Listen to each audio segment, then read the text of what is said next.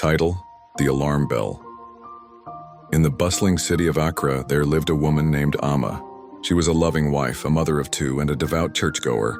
When life went wrong, to many, Amma seemed strong. She was always dressed well, spoke with grace, and carried herself with dignity. But those closest to her noticed a pattern. Amma only turned to God when life was falling apart. When her husband lost his job, she prayed fervently day and night. When her son was sick and doctors had no answers, she fasted, wept, and filled her home with worship songs. But when the storm passed, when her husband was employed again and her son recovered, Amma quietly closed her Bible, turned off the worship, and went back to normal life.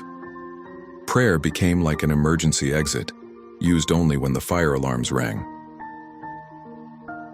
One afternoon, while driving back from the market, Amma's car suddenly stalled in the middle of a narrow road. She panicked. Her phone had no signal. Her baby was crying in the back seat.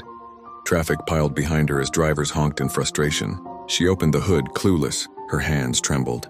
And then, like muscle memory, she whispered a prayer. "God, I know I haven't spoken to you lately, but please, help me."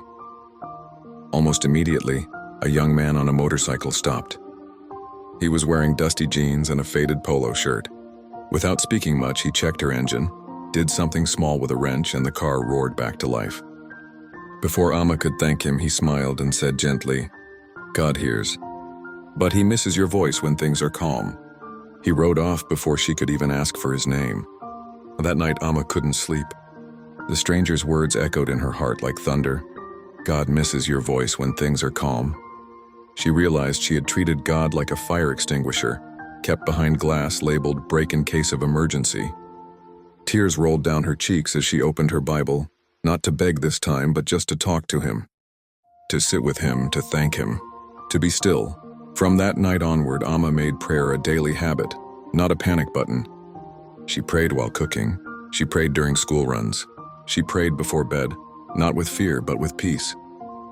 Years later, when her daughter faced a painful heartbreak, she didn't just say, "Let's pray." Instead, she wrapped her arms around her and said, "Sweetheart, we've been praying before the storm. God's already here."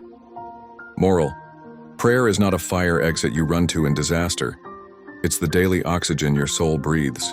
Talk to God in calm, in joy, in routine, not just when the alarms ring.